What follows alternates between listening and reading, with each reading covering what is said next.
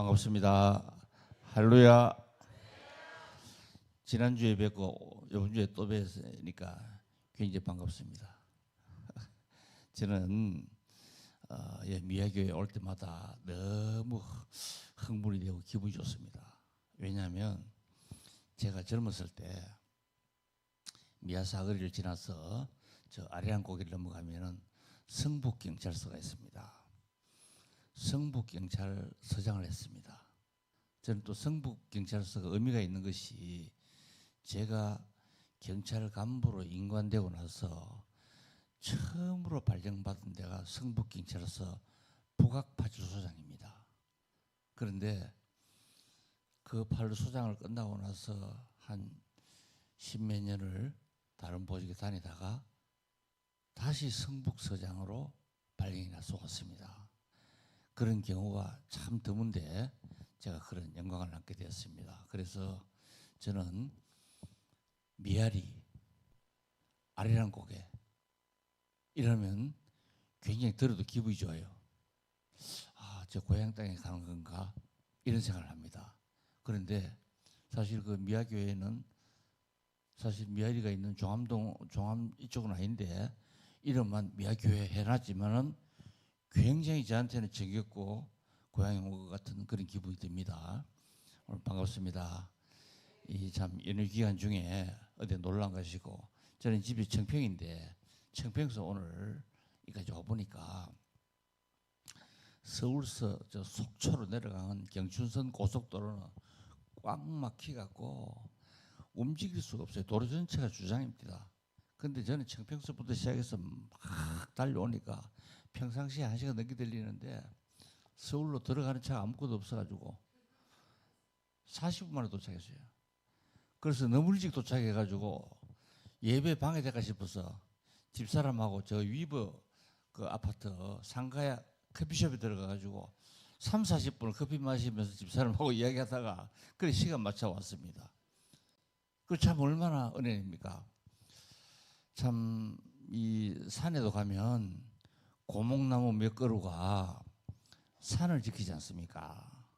이 교회도 참 고목나무 같은 오래된 우리 성도님들 또 아버님들 어머니 이런 분들이 교회 회중의자에 앉아서 교회를 지켜주시면 교회가 튼튼하게 발전하고 젊은 사람한테도 큰 본이 됩니다. 저는 그 목사가 되기 전에 평신도 때 교회 고신척 교단 교회에 장로로 있었습니다. 그래서 저는 목사님들이 고민을 잘합니다. 제가 당회에서 수석 장로로서도 오래 심을 했고 해서 그런데 우리 탁균호 목사님은 우리 같은 교단 목사님이신데 제가 나이는 몇 살 많습니다만 영적으로는 저는 어린애고 우리 탁균호 목사님 어른입니다. 어른. 아주 훌륭하신 우리 탁균호 목사님 제가 참 좋아하고 또 말씀에 제가 목사지만도 탁균호 목사님 설교나 기도에 제가 막 감동을 받아요. 그래서 저는 우리 노회 행사가 있으면 안 빠집니다. 탁균호 목사님 기도하고 설교 들으려고. 그래서 오늘 또 이 미아교회에 와서 제가 말씀을 전하는 것이 아니라 탁균호 목사님하고 여러 성도 여러분들 보면서 제가 재충전해서 가야 되겠구나. 요즘 세상이 힘드는데 제가 여기서 충전해가지고 정말 시우만 경찰을 보호시키는 일에 정말 충성을 다해야 되겠구나. 이런 생각을 가지고 왔습니다. 할렐루야. 우리의 간구가 다 이루어지리라 믿습니다. 오늘 신명기 7장은 모세 그 이스라엘 민족의 큰 지도자 모세가 죽기 전에 유언으로 한 그러한 설교입니다.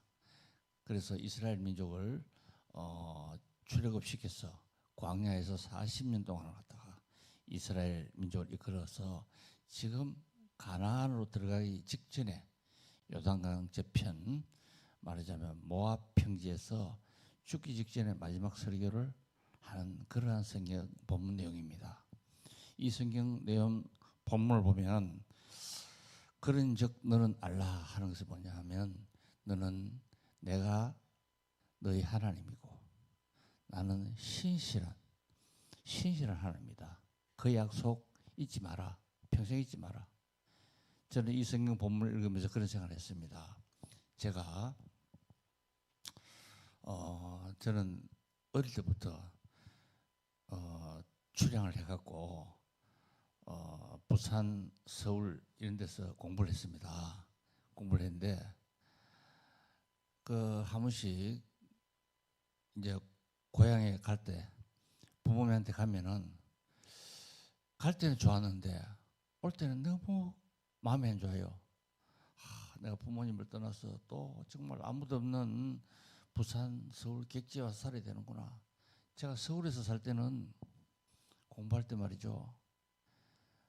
한 번은 집에서 보내준 그 학비를 매월 보내준 학비를 갖다가 서리를 당했어요.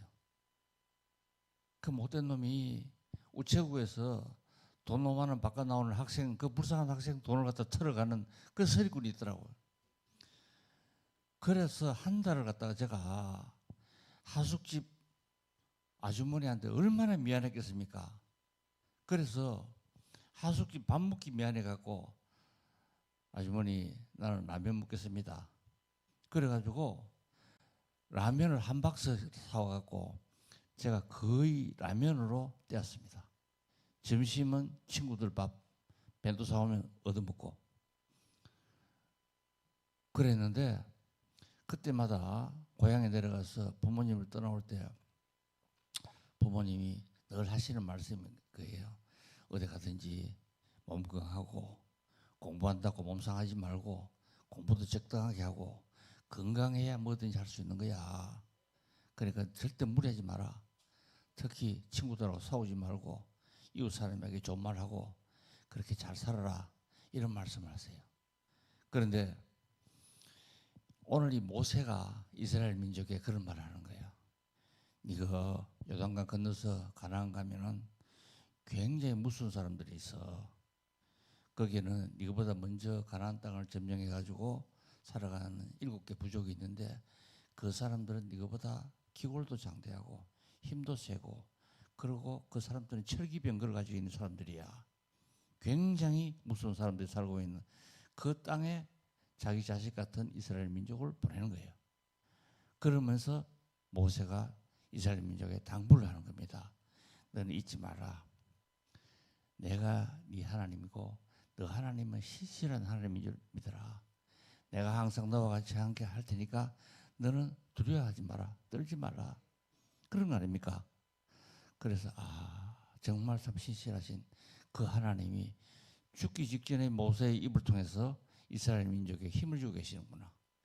이스라엘 민족이 그야말로 이스라엘은 지금 말하자면 이스라엘 민족이라지만 민족이라는 개념도 희박하고 나라는 자체가 없습니다.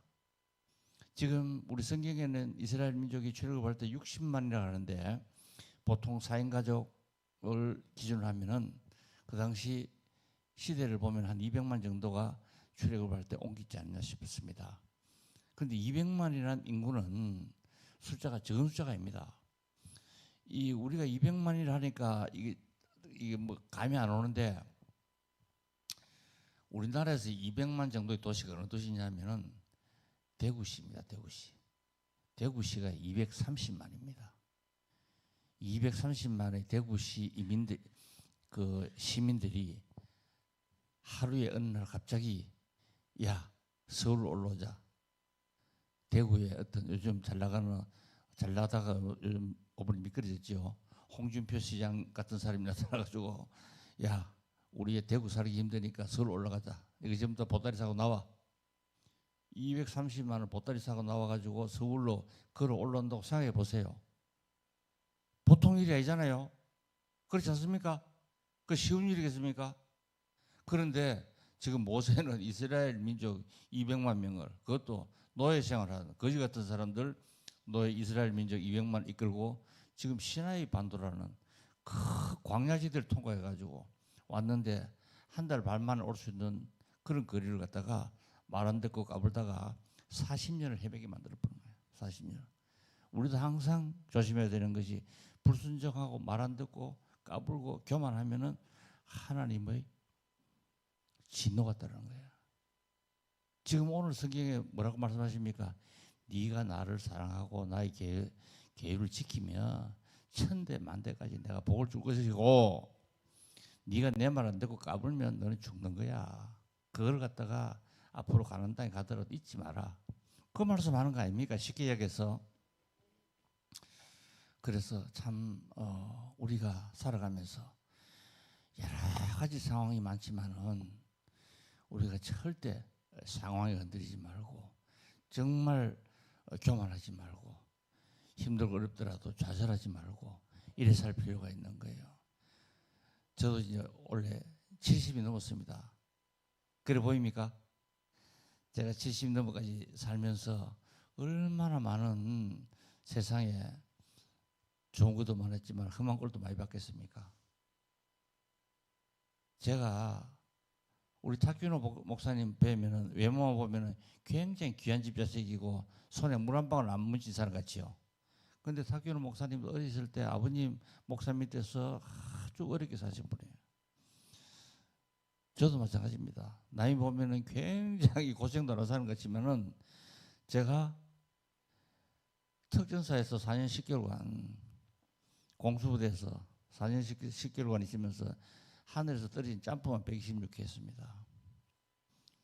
그리고 군에 있을 때 청와대 특공부대에 있어가지고 제가 1976년도부터 시작해서 1980년 10월 30일까지 청와대 특공부대 근무를 했는데 4년 10개월간 그 시절이 어떤 시절입니까? 그 시절이 12.6 있었죠. 12.12 사태 있었죠. 5.17, 5.18 있었죠. 우리나라 현대사의 격동기에 제가 군에 있었습니다. 12.6 나서 김재규가 박정희 대통령이 총을 쏠 때 그날 제가 청와대 경호원으로 그 주변에 있었습니다. 12.12 사태 났을 때 신군부가 국방부를 갖다가 제압하기 위해서 공수부대가 국방부 안으로 들어갔을 때 제가 국방부 비연관으로 들어갔습니다. 얼마나 그날 총격적이 심했는지 원래 발칸포라는 게 있습니다. 대공포. 옥상에 있는 발칸포라는 것은 비행기 보고 쏘는 겁니다. 그런데 12.12 사태 날 저녁은 국방부가 워낙 경비대가 다급하니까 막 공수부대가 그냥 떼거리로 그냥 국방부로 쳐들어 들어오니까 국방부 경비부대가 다급해가지고 사람을 보고 발칸포를 쏘는 거예요. 발칸포. 발칸포는 20mm입니다. 포가 고만해요. 고만만 하다고. 그걸 보고 사람을 보고 쏘는 거예요. 그거는 뭐 죽든지 말든지 니 알아서 하라는 거 아닙니까? 그래서 굉장히 저도 어려운 시절 많이 겪었습니다. 그러고 나서 2달 20일 만에 참 하나님 은혜로 제대한 지 2달 20일 만에 경찰 간부 시험을 봤는데 합격이 됐어요. 합격이 됐는데 안 갑니까? 안 갈 수 있습니까? 가야지. 내가 가보니까 이 경찰 1년간 경찰대학에서 교육을 받는데 이것도 만만치 않아요. 그런데 의의 하다 보니까 졸업할 때 이 경찰 간부 이 졸업 인관식에는 대통령이 참석합니다. 뭐 육군사관학교 졸업식 여러분들 텔레비에서 보신 거 그걸 생각하면 되실 거예요. 그걸 오는데 저는 별로 뭐 공부도 잘한 것도 아니고 한데 어쨌든 졸업생을 대표해서 대통령 앞에서 대통령이 직접 달아준 계급장 달고 대통령 표창을 받았어요. 그래서 이 경찰대학 롱그라운드에서 졸업생하고 경찰대학 학생들 뭐 이래가지고 도열이 있는 데서 내가 혼자 올라가가지고 대통령한테 계급장을 달고 표창장을 받고 내려오니까 기분이 어떤가 하면은 육군 참모총장 된 것보다 기분이 더 좋은 거예요. 야, 내가 이 정도 된 사람인가 싶은데. 그런데 좋은 건 그때밖에 없고 그 이후로는 고난의 연속이야. 졸업생을 대표해서 대통령한테 계급장을 받았다는 그 마음이 평생을 이 졸업생들보다 잘 돼야 된다는 그 강박관념 속에서 제가 31년간을 이 공직에 있었는데 31년간 떨어져 있는 거예요. 야, 그래서 우리 경찰이고 군이고 마찬가지지만은 진급이 얼마나 어렵습니까? 경찰도 굉장히 어렵습니다. 군보다 더 어렵습니다. 왜냐하면 군은 60만 대군이라서 인원이 많지만 경찰은 15만이고 그중에서 간부의 숫자는 적기 때문에 진급이 굉장히 어렵습니다. 그런데 늘 참 승진을 위해서 노력을 해야 되는데 경찰 승진은 50%는 시험, 50%는 심사예요. 심사를 하려고 하면 좀 고참이 돼야 되고 경력도 있어야 되고 쉽게 말하면 백도 좀 있어야 되는 거예요. 그런데 저는 뭐 시골에서 오니까 돈이 있습니까? 백이 있습니까? 그건 아예 심사는 안 되는 거예요. 무조건 시험을 봐야 돼. 내 실력으로. 그런데 시험이 쉬우냐? 시험 쉽지 않아요. 시험 굉장히 어렵습니다.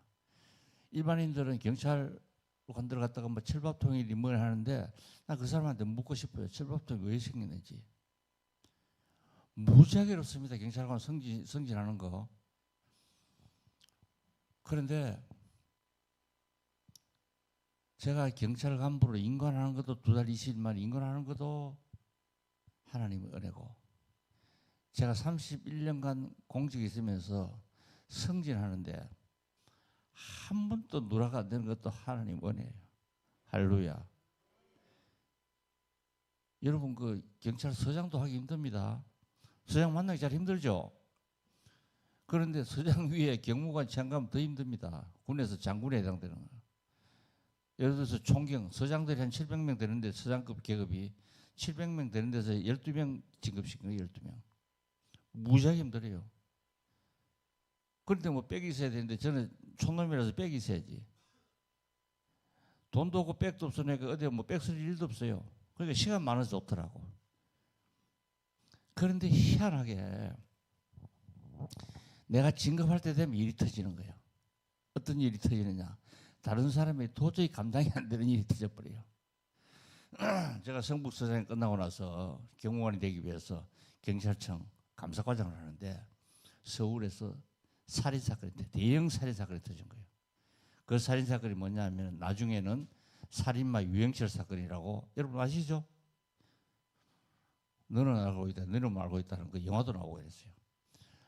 이 유영철 사건이 났는데 누가 죽인지는 모르지만 어쨌든 간에 마포에서부터 시작해서 마포, 영등포, 강서 쭉 둘러서 관악, 서초, 강남, 송파까지 이 지역에 서울 서남부권에 23명을 때려 죽이는 사건이 발생한 거예요. 이 살인사건은 경기도 용인의 화성살인사건하고 똑같습니다. 화성살인사건도 한 20여 명이 죽었고 서울의 서남부권 살인사건도 23명이 죽었습니다. 그러니까 경찰청에서 난리가 났어요. 이거 도저히 이거 뭐 사건이 해결이 안 되니까. 그런데 사람은 계속 죽어나가고 있고. 그러니까 이거 일대는 공무원들 잘하는 게 인사이동을 해야 된다. 책임자를. 그래가지고 서울청 형사과장 총경입니다. 본청 형사과장, 서울청 형사부장 다 날려버렸어. 너희들과 안 되니까 정말 똑똑한 사람 보내야 돼.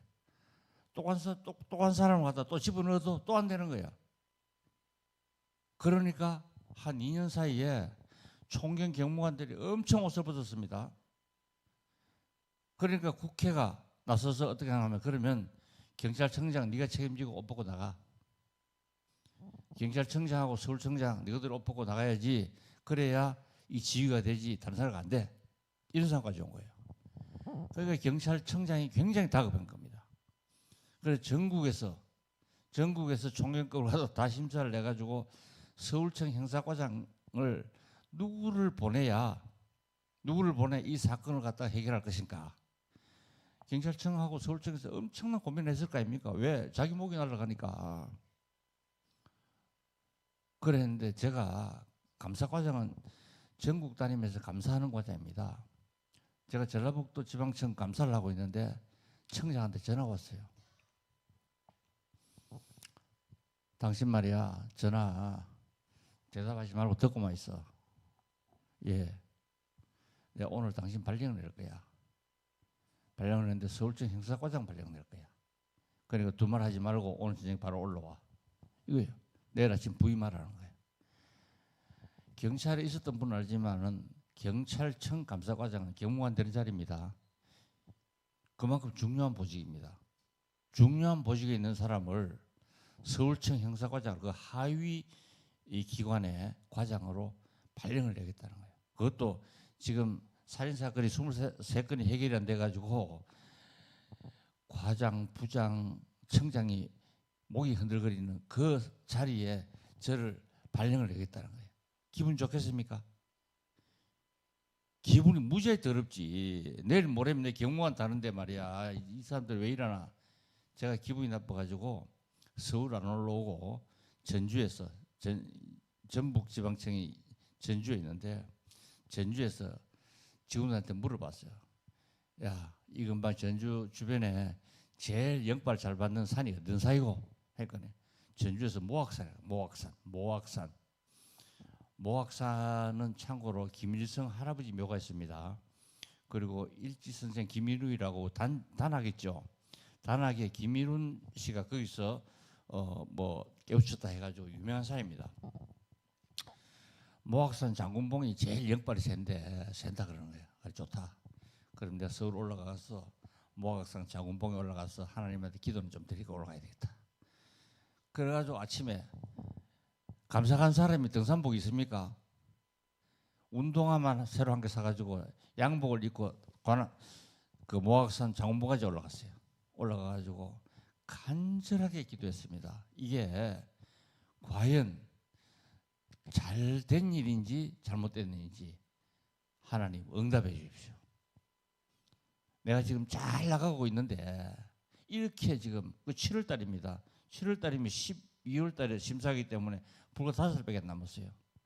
그럼 5달 안에 23건의 살인사건을 해결하면 난 승진하고 승진 안 하면 전임자다 그렇지 목이 날아가는 12월 달 인사가 있으니까 날아가는 거예요. 굉장히 위험한 그런 자리입니다. 그래서 간절히 기도하니까 하나님 응답을 안 해주는데 마음이 편안해져요. 그래서 내가 이 가도 되겠구나. 그래가지고 직원들은 다 전주에서 감사를 계속 진행하게 만들고 제 혼자만 가방을 사들고 서울 올라와서 그 다음날 서울청에 부임을 했습니다. 부임을 하니까 기자들이 볼 때가 좋을 거 아닙니까? 기자들이 뭐라 그런 겁니다. 지금 서남북권 살인사건 해결하기 위한 구원투수가 등장했다는데 며칠 만에 해결됩니까? 이렇게 묻는 거예요. 기자들이 좀 당돌하지 않습니까? 그래서 제가 며칠 만에 내가 점쟁이도 아니고 무슨 며칠 만에 한다는 그 말 답변하기 굉장히 어렵지 않습니까? 그래서 나 하여튼 열심히 하겠다. 여러분들이 걱정하지 않을 정도로 빠른 시간 내에 해결하도록 노력하겠다. 이라고 말했는데 그 다음 날부터 계속 이놈들이 아침부터 저녁까지 며칠 걸립니까? 언제 잡습니까? 막 사람을 체결하는데 감당해낼 수가 없어요. 그래서 제가 저녁에 혼자서 과장방에 이제 방 안에 보면 사무공간과 내실이 있는데 내실에 가가지고 기도를 했어요. 하나님, 이거 어떻게 하면 되겠습니까? 나는 도저히 능력이 안 되는데 지금 5개월 안에 모든 일을 해결해야 되는데 어떻게 해야 되겠습니까? 그러니까 네가 할 수 있는 건 기도받겠다. 그러니까 기도나 열심히 해라. 그래서 내가 7월 12일 날 부임을 했는데 7월 13일부터 내가 다니엘을 기도를 하리라. 이 사건 해결될 때까지 아침, 점심, 저녁에 내가 기도를 하고 집에를 안 간다. 이 상황 해결될 때까지 집에 안 간다. 그래가 저 혼자 굳은 결심을 하고 아침, 점심, 저녁 3번 다니엘을 기도를 하고 지나갔어요. 했는데 7월 18일 날 제가 부임한 6일 만에 7월 18일 날 서울청 형사기동대가 마포에 있는데 그게 형사과장 직할부대입니다. 여기 전화가 왔어요. 제가 밤에 한 11시에 누워 자고 있는데 형기대장님 뭐야? 지금 어떤 이상한 사람 하나 잡아놨는데 얘가 횡성 수술하는데 뭐 사람을 제가 10명을 죽었니 20명이 죽었니 계산했는데 도대체가 이게 신빙성이 없다 이거야. 그러니까 제가 이 수사 형사 업무는 제가 굉장히 오래 했습니다. 그러니까 과장님이 직접 나와서 한번 신문을 해보세요 이런 거예요. 그래서 밤 11시에 제가 갔어요. 서울청은 광화문에 있고 형사기동대는 마포에 있습니다. 마포 서울가든 호텔 뒤에 있습니다. 그 서울가든 호텔 뒤에 차를 타고 갔어요. 가서 보니까 이 사람이 말이죠. 같은 업무를 오래 하면은 이 영이 열립니다. 목사님들도 오래 기도하고 이런 분들은 영이 열리잖아요. 영이 열리면 사람을 보는 어떤 예지 능력이 생긴다고. 이 수사도 오래 하면 사람을 딱 보면 알아요. 그런데 얘를 앉혀놓고 한번 신문해 보세요 해서 봤는데 감이 딱 오는 거예요. 아, 이거 뭔가 여기가 뭐 풀어지겠구나 하는 자신감이 딱 붙는 거예요. 그래서 제가 우리 직원들 보고 야, 너희들 담배 좀 가져오너라. 그래서 담배를 걔를 보고 하나 줬어요. 담배 피워라. 피고 네가 지금까지 직원들한테 한 이야기를 종이에 쭉 한번 써봐라. 그런데 담배를 한 대 피면서 쭉 섰는데 살인사건 16건을 갖다가 시간, 장소, 피해자 이름하고 적는데 제가 깜짝 놀라서 소름이 끼치는 거야. 제가 일주일간 살인사건 23건에 대해서 엄청나게 연구를 했을 거 아닙니까? 아니 얘가 16명을 적는데 시간, 장소, 피해자 이름 똑같은 거예요. 신문을 보고는 그렇게 적을 수가 없어요. 그래서 제가 속으로 아, 이놈이 진범이 맞구나. 그래서 단도직입적으로 물었어요. 너 사람 죽여서 어디다 유기한 거야? 그 시체 어디 있어? 시체를 봐야 될 거 아닙니까? 시체 어디 있어? 시체가 있는데 연세대학교 동문 앞에 그 절이 하나 있습니다. 절 밑에 거기 갖다 묻어놨다는 거예요. 그럼 가보자.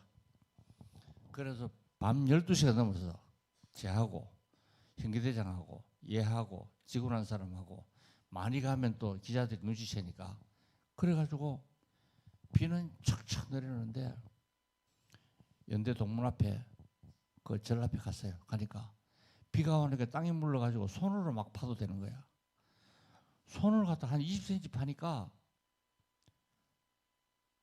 사람 사체가 거기서 나오는데 이거 도저히 봐줄 수가 없어요. 사람 사체를 저다 토막을 쳐가지고 간에 집어넣는 거예요. 그래서 빨리 묻어라.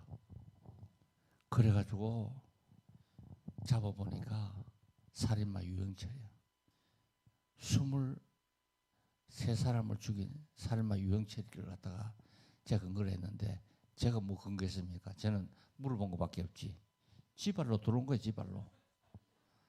제가 한 거라고는 다니엘의 기도 하루 3번 그것도 일주일간 다니엘의 기도를 하루에 3번씩 하니까 23건을 살인한 살인마 유영철이 근거되는 거예요. 그게 하나님의 은혜가 뭐겠습니까? 그래서 7월 18일부터는 저는 할 일이 없어요. 왜? 지나가는 기자마다 전부 다 그러는 거예요. 아이고 김 과장님은 뭐 자동적으로 경무관인데 이제 조용히 계시면 되겠네요. 기자들이 먼저 가라는 기자들이. 그러니까 그 다음부터는 어떻습니까? 서울경찰청, 본청 이런 데서도 전부 다 입만 열면 어때요? 경무관 1번에 김병철, 2번은 누가든지 관계없어. 1번은 김병철이야. 신문 기자들이 인사를 다 합니다. 할 때는. 그래가지고 제가 일반인들이 생각할 때는 경무관 장군이 되는데 백도 있어야 되고 어디 윗사람한테 뭐 돈이나 선물도 좀 갖다 주고 이래야 경무관 된다고 일반인들 알고 있는데 저는 돈도 한 푼도 쓰지도 않고 백도 없고 오로지 저는 하나님의 백과 다니엘 기도 3번 한 것으로서 경무관 진급을 했어요. 야, 그거 참, 다른 사람은 불가사하게 보는 거예요. 그런데 또 치안감 별 2개를 달아야 될 거 아닙니까? 치안감이 되려는데 부산 에이펙이라는 것이 있어요. 부산 에이펙 21. 전 우리나라 한반도에서 세계 정상급 21명이 한 곳에 모이는 것은 유사일에 처음입니다. 부산 에이펙 21을 하는데 저 경호 경비 총괄을 누가 할 것인가 경찰청에서 회의를 할까 입니까? 그래 막 회의를 하다가 저는 원래 경비 전공이 아닙니다. 저는 수사 형사 전공이지. 그런데 경찰청에서 회의를 해가지고 에이펙 경비단장을 갖다가 김병철 경무원을 해라 이래 된 거예요. 다른 사람이 전부 다 의아한 거예요. 왜?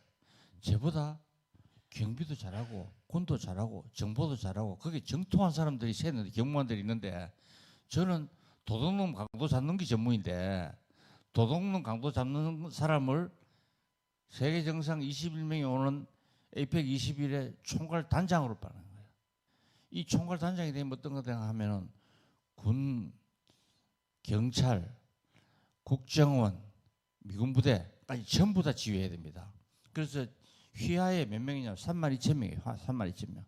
32,000명을 경무원에 진급해야 돼요. 그리고 미국 대통령 부시가 오니까 미국 대통령 들어오면 항공모함이 들어옵니다. 그럴 때 기티오코 항공모함이 들어왔는데 항공모함까지 우리가 지휘를 해줘야 돼요. 엄청난 일인 거예요. 거기에 저하고 전혀 전공도 아닌 저를 갖다가 에이펙 21 단장을 갖다 발령을 해요. 그래 가서 저도 굉장히 두려웠습니다. 왜? 사람이 해본 일이라 자신감이 있는데 저는 그러한 경비작전을 해본 적이 없어요. 그런데 제가 그 자리를 갔어요. 그래서 그때도 제가 이건 기도밖에 없다. 그래서 제가 정말 아침, 점심, 저녁으로 정말 기도를 했습니다. 그리고 제가 경비 전공이 아니기 때문에 경비작전 책을 갖다 그때부터 막 읽기 시작했어요. 그래서 에이펙을 대성공으로 그 마무리를 했습니다. 그래서 에이펙 끝나고 나니까 이제 군의 투스타가 해당되는 치안감이 됐어요. 치안감이 돼서 이제 경찰청 수사국장도 하고 울산청장도 하고 또 경북청장도 하고 이랬습니다.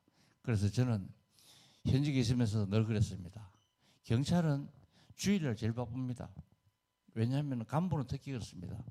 이 간부들이 교회에 잘 못 나오죠. 그 이유가 뭐냐면은 경찰이 광화문이나 어디 집회는 전부 다 주일을 하거든요. 그럼 작전회의를 언제 하느냐면 예비작전회의는 토요일 하고 당일날 작전회의는 주일날 10시쯤에 합니다.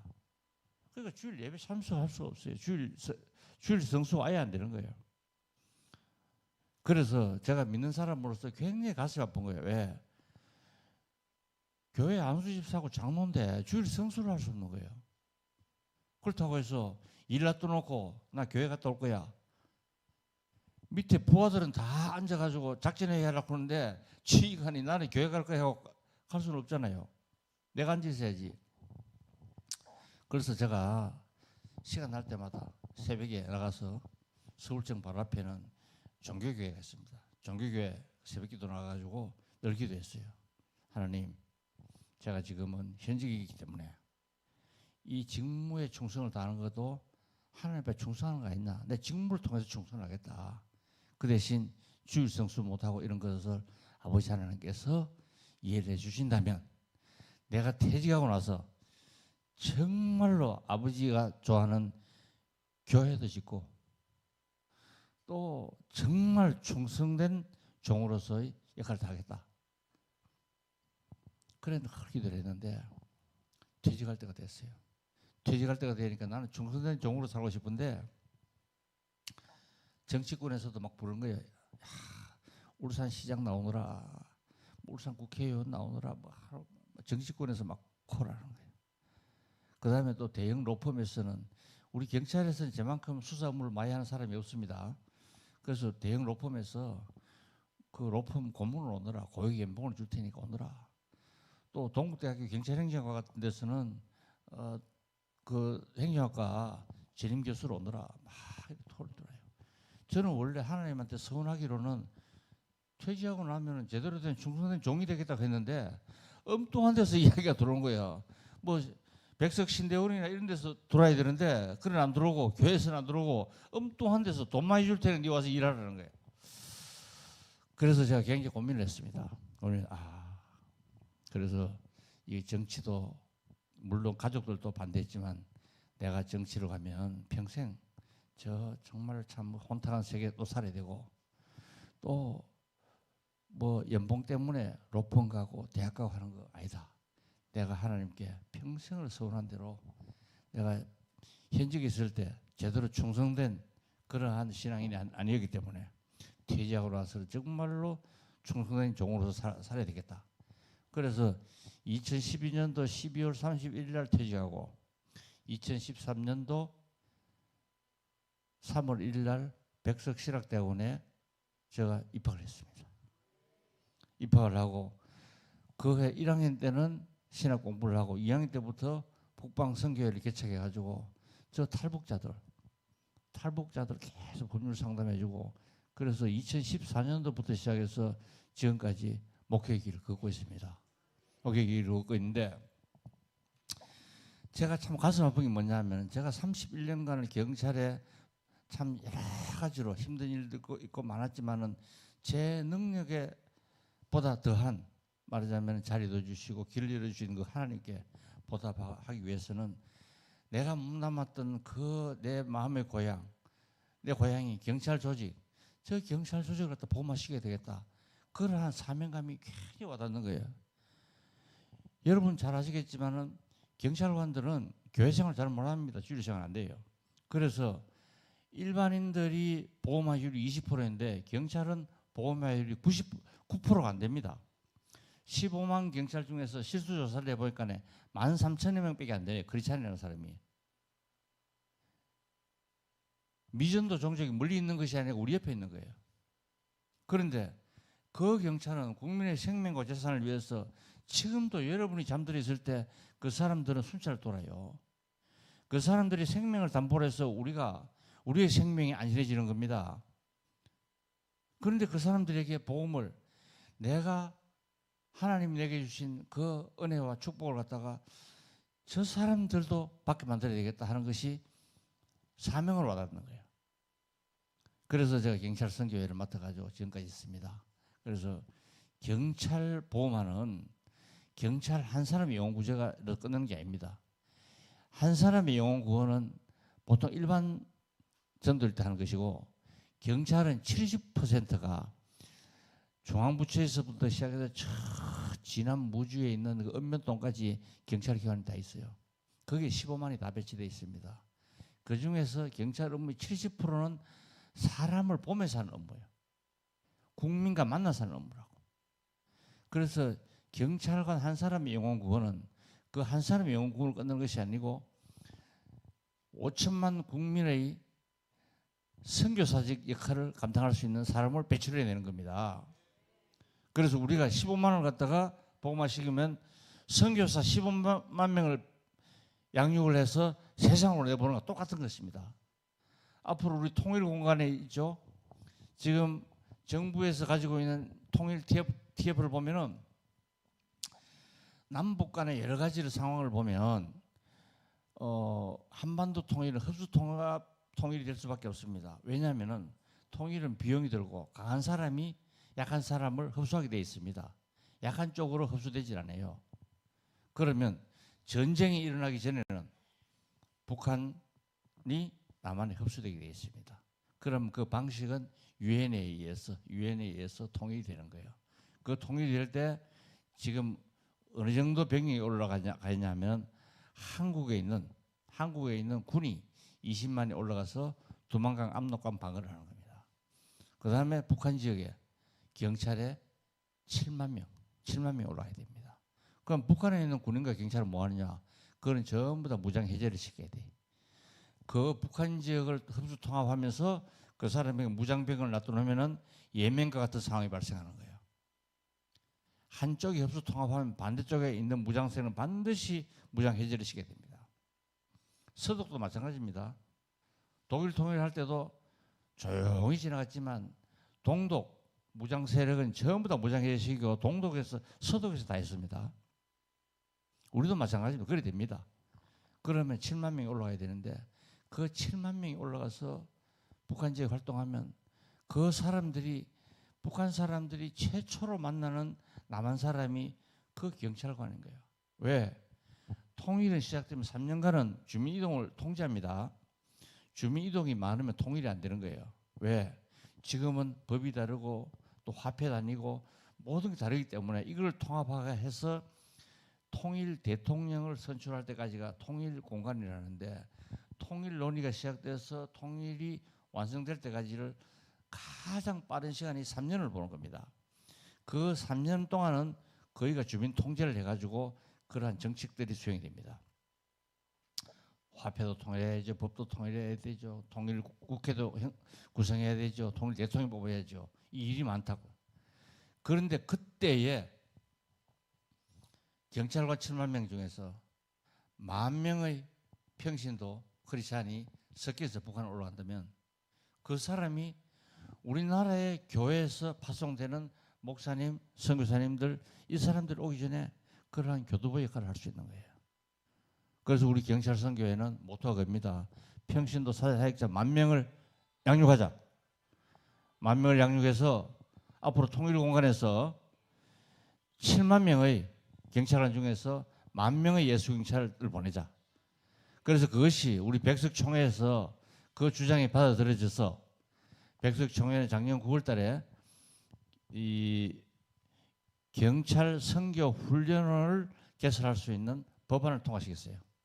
그래서 제가 지금 그 작업을 하고 있는데 경찰 선교 훈련이 개설되면 앞으로 평신도 사역자를 어떻게 양육을 해가지고 10,000명의 평신도 사역자를 양육해서 앞으로 통일 공간에서 그 사람들이 북한을 복음화시키는 말하자면 선교자적 사명을 감당할 수 있도록 그렇게 하려고 그럽니다. 그러니까 이러한 모든 일들은 우리가 계획하고 있지만 결실은 하나님 맺는 거 아닙니까? 그래서 여러분들 기도해 주시고 경찰 한 사람의 영혼 구원이 경찰 복음화가 아닙니다. 10만 경찰이 복음화되면 북한의 2,500만 주민이 복음화될 수 있는 거예요. 우리가 남한 5천만과 북한의 2,500만, 7,500만 우리 한민족이 복음화되면 중국의 동북 삼성, 저 몽골까지를 갖다가 다 종교적으로 연결시킬 수 있는 겁니다. 우리가 프리드만 같은 사람들이 대한민국을 왜 2030년도 되면은 G2 국가라고 예측을 하냐면은 통일이 되면 중국 동북 삼성하고 몽골하고 연계된 동북 경제 블록이 형성되면 우리가 동북 경제 블록의 핵심 국가가 되는 거예요. 지금 여러분들 잘 아시는 일본과 우리나라의 관계가 옛날하고 다릅니다. 일본이 GDP에서 우리나라보다 지금 뒤쳐져 있다고. 동북아 지역에서 우리가 더 경제적으로 위에 있단 말이에요. 지금 앞으로 지금 부시 행정, 지금 트럼프 행정부 있는 동안에 우리하고 일본하고 격차가 더 벌어질 수가 있습니다. 그럴 때 자연스럽게 동북아 블록이 한국 중심으로 재편되는 겁니다. 그러면 우리가 G2국가 되고 우리가 영적으로 생각했을 때는 그 힘으로 유라시아에서의 철도를 타고 저 이스라엘까지 가는 거예요.